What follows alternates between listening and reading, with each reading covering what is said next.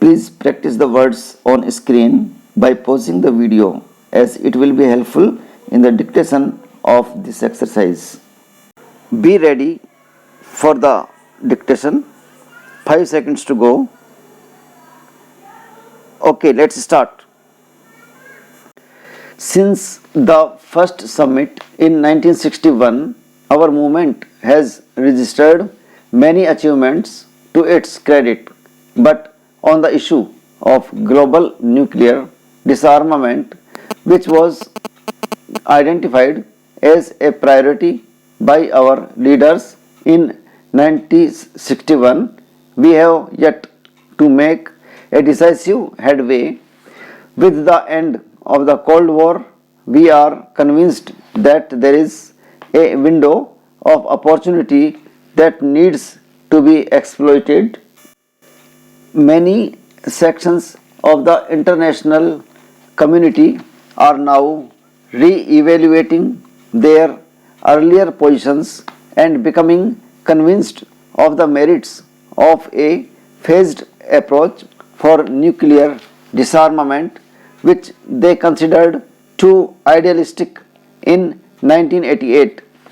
The Canberra Commission on the Elimination of Nuclear Weapons declared by the Canberra Commission on the Elimination of Nuclear Weapons declared that the opportunity now exists, perhaps without precedent or recurrence, to make a new and clear choice to enable the world to conduct its affairs without nuclear weapons. Many others are realizing that the Nuclear Non-Proliferation Treaty cannot provide a lasting and genuine solution to the problem of proliferation. It is vital for our movement at this juncture to renew our commitment to the goal of a nuclear weapon free world and take advantage of this environment.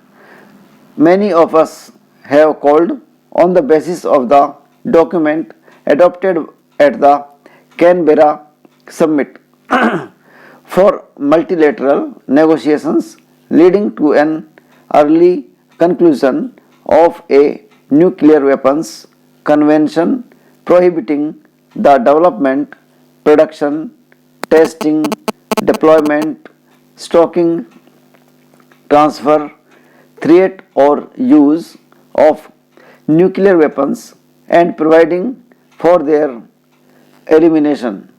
India's recent nuclear tests took place in a geopolitical environment where our security was becoming ever more threatened by the overt and covert nuclearization of our neighborhood.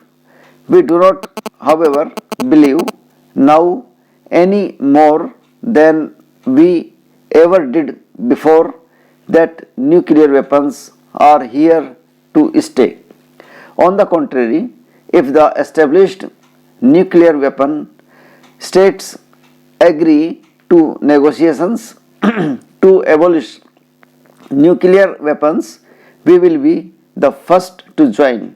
Today, I urge them, as India has urged them so many times before, to join us in the non-aligned movement in negotiating a clear weapons convention through which we can eliminate this last category of weapons of mass destruction.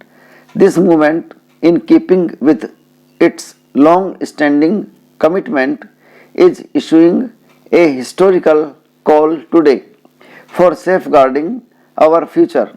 Let us pledge that when we assemble at the next summit in 2001, it will be able to welcome the collective decision that nuclear weapons shall not cast their shadow into the new millennium. Apprehension have been expressed in some quarters that recent developments in South Asia raise the specter of an arms race and heightened tensions. These apprehensions are misplaced. India continues to seek good relations with all its neighbors, work with them to build on our commonalities and shared aspirations.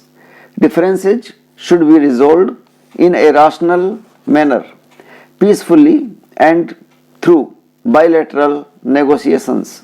I have had a cordial meeting with the Prime Minister of Pakistan at Colombo, and our delegations have continued the dialogue here. This is not the place to air the differences in some of our positions. The Shimla Agreement, which both India and Pakistan have ratified, provides an agreed mechanism for resolving these differences amicably among ourselves.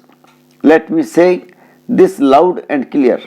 There is no place for any third party involvement in this process, howsoever well intentioned. The state of Jammu and Kashmir is and will remain an integral part of India. The real problems there is one of cross-border terrorism. The international system in which the movement must function remains beset with inequality and uncertainty. Para. Ethnic conflict continues in Europe as well as other parts of the world. The Middle East peace process remains deadlocked. Religious fundamentalism and terrorism daily claim innocent victims in many parts of the world. Protectionism, currency, speculation, and flight of capital have been a setback to the economics of many developing countries. Pressures on developing countries have intensified as the new architecture of the multilateral regime in trade, investment, development, cooperation, environment, and human rights shrinks the political space available to developing countries. The United Nations is being asked to shoulder increasing responsibilities, but its financial resources rest on shaky foundations. Expansion and reform of the Security Council should be based on global and non-discriminatory criteria.